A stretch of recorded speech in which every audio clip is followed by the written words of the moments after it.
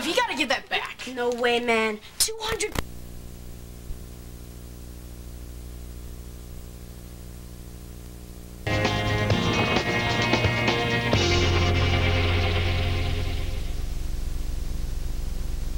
Lori, did you hear me? This is my good friend, Brian Graham. This is my wife, Lori. Well, well. Ben wasn't exaggerating. You're just as beautiful as I expected you to be. Lori, are you okay? Yeah, I'm fine. Could I talk to you for just a minute? Sure, in a minute. Yeah. Listen, what would you like to drink? We've got, let me see, we've got iced tea, we've got ginger ale, we've got cola. Got anything stronger? Actually, no. Lori and I don't drink. Well, in that case, I'll have a ginger ale. You got it. I'll be back in a minute. Would you excuse us just for a minute, Brian? Sure. Lori, you're going to appear very rude here. Ben, that man, your friend Brian, is the same guy who tried to pick me up in the hospital. What? Hey, you two. I couldn't help overhearing. You're both going to get a kick out of this. Lori, when I met you at the hospital, I knew who you were. I mean, Ben showed me your picture when I was at the clinic. I'll tell you, that's Brian. You haven't changed at all, have you? Oh, hey, wait till you hear about some of the things he pulled in med school. You mean to tell me that you knew that I was Ben's wife and that's why you said what you said? You got it. I just don't think it's that funny.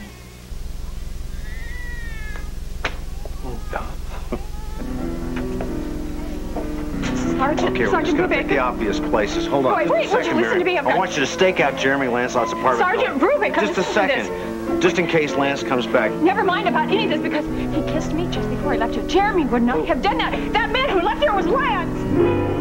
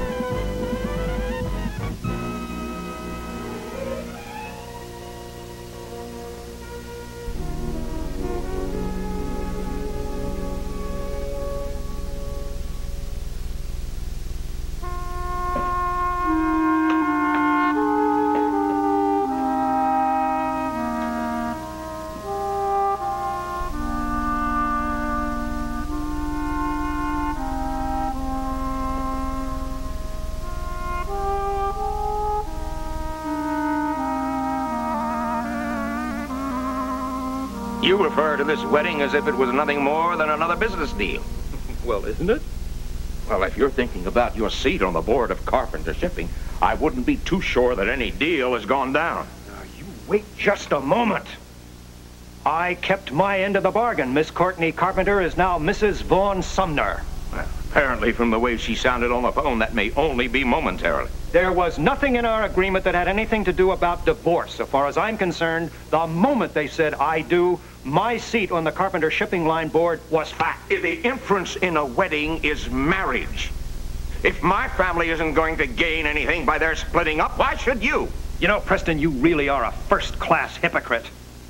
And may I suggest that you exercise great care and not stir up any marital difficulties between those two, and something else, too. When they get back here, you sit that girl down and you tell... The time for that is over. I've interfered enough in my daughter's life. Now, I may have been part of the plan that got her to the altar with Vaughn, but I am not going to do anything to force her to remain with him if she doesn't want to.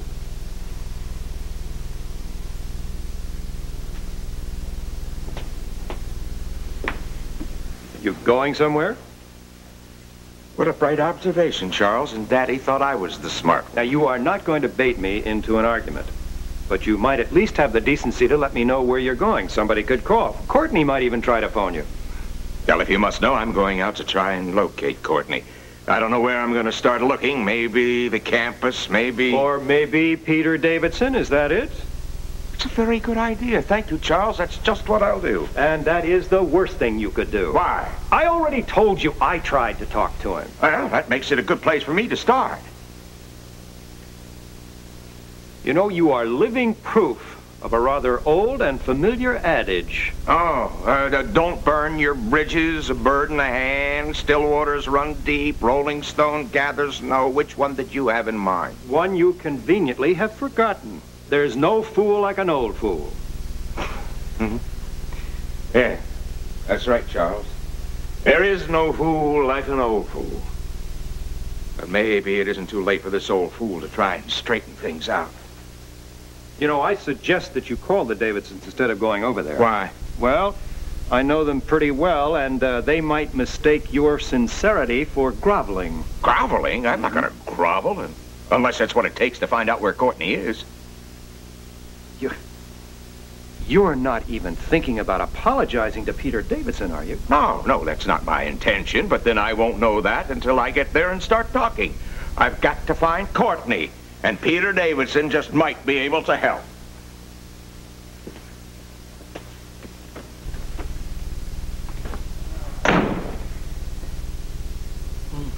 You know, I really hope Lori won't hold that against me. Oh, she won't. She's just had, a lot of things on her mind. Your son. Oh, yeah. He's got a great set of lungs, doesn't he? He certainly does. You sure you don't want to go and take a peek?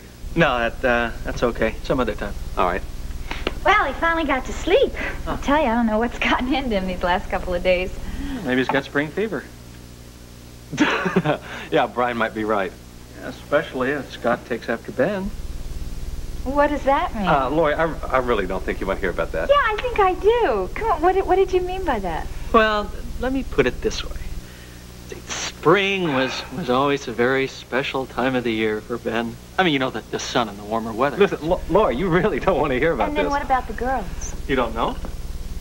Well, Ben was quite a ladies' man when we were in med school. I mean, surely you knew that, Lori. Well, I knew he was popular. Maybe I just didn't realize how popular. But I certainly would like to hear more. Listen, I think it's about time we go to dinner. Oh, about dinner, Brian, I am sorry that I didn't have a meal prepared for you. If my darling husband had just told me a little bit earlier, I would have had the time. Well, that's okay. Didn't you say something about some fried chicken? Oh, that's the chicken bucket. It's right down the street. It's really good. Good food. Listen, if we're going to do this right, though, we should take Brian to someplace nice. Maybe the Greenbrier or King's Arms. And miss a bite of that tasty chicken? Nothing doing. It's fine with me, the chicken. All right. Should we go then? Oh, wait, we have to wait for Miss Sanderson. She's our babysitter. And that should only be a couple more minutes. And since we have a couple minutes to wait, I'd like to hear more about Ben's girlfriends in med school. Lori, no, wait. You have to understand that Brian really likes to embellish his stories. Oh, not where you're concerned, old friend. I mean, you really did turn quite a few heads. Me? What about you? I did all right. All right. You had at least 3 dates a week. 4. You see what I mean? And the pranks? I mean, you wouldn't believe the practical jokes he used to pull. That... I was just thinking, remember the one you played on Carol Swanson? How can I forget that? I can't believe he really did that to the poor girl. What? Tell me. Brian pretended to be a cadaver. The one that Carol was to work on, we had him made up, his whole body in makeup like warmed over to death. Yeah, and I laid there just as still as I could. And when she pulled the sheet back, I smiled at her and I said, "Hi!" She almost made that.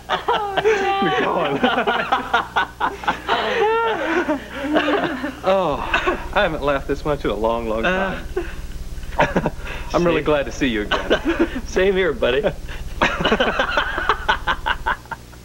You sure it wasn't Jeremy? No, I'm positive. Wait a second now, Miriam. Don't you think maybe you're just acting on impulse? That's what you Wait, thought it would was you Lance. believe me? I'm trying to tell you that the man who just left here was Lance. It was not Jeremy, it was Lance. I believe you, Miriam. John. Now, don't worry about it. Police will get him. Yeah, well, do something. John, what do you intend to do? Well, I think I want to make sure who I'm dealing with her, yeah.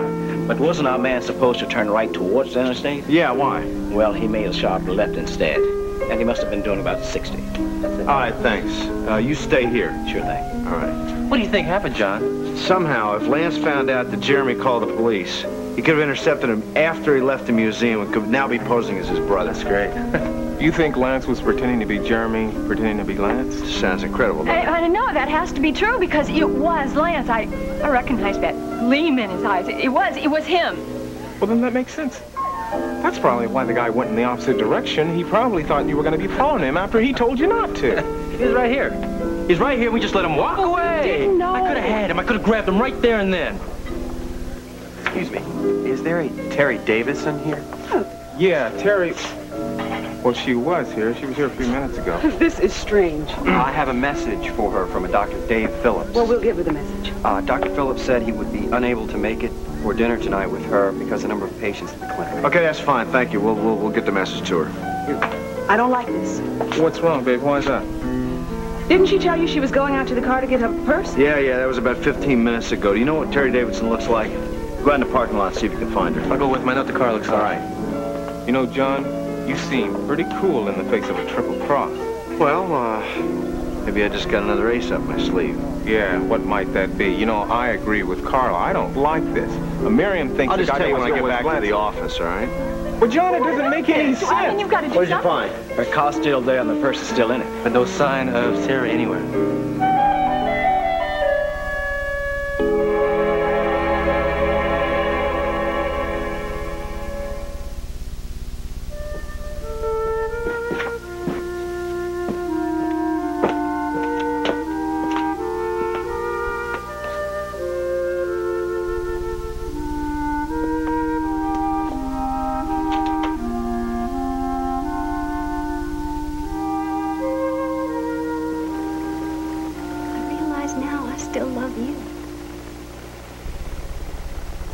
Why did you take so long to say that? I don't know.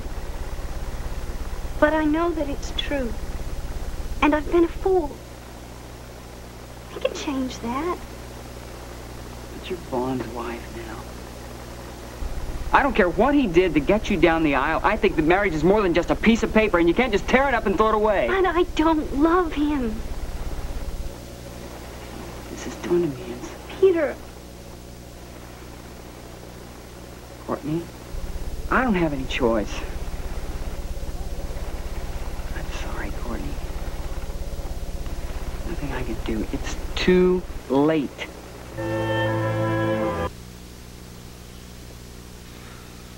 Mom, I'm cramming for an American Lit test at Gary's tonight. See you in the morning. Ernest Hemingway.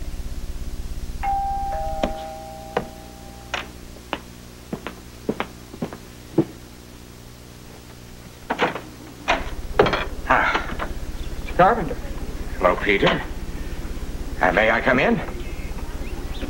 I'm on my way out. Well, I promise you that I won't take up too much of your time. I'd really like to talk with you. Well, I saw your brother earlier this morning. Yes, I know. Well, I don't have anything more to tell you than I told him. Courtney is out of my life. Fine. Am I to take that to mean that you don't know where she is? Well, no. Why? Well, she left my brother's house today and disappeared. We don't know where she is, and needless to say, I'm worried. Well, do you know why she left? You know that she and Vaughn have returned to Kingsley. They cut short their honeymoon. Yes. Oh, then she has talked with you. As a matter of fact, yes. What about? Seems Vaughn has some personal problem or something. Are you aware of that? Yes, I am. And you? Oh, yeah. In fact, I warned her about it before she got married. You? You mean that Courtney knew before the wedding? Yes, sir. I told her. Well, I don't understand. Why was she so upset afterwards if she had this information before she married Vaughn? Because she didn't believe me. She thought I was lying to her, just like she thought I was lying when you were going to move your wife out of Rose Hill. How did you find out about Vaughn's condition? Well, that's not important. The thing is, I knew. And she wanted proof. You mean medical proof? Exactly. But well, I couldn't get it for her. So then she just got married.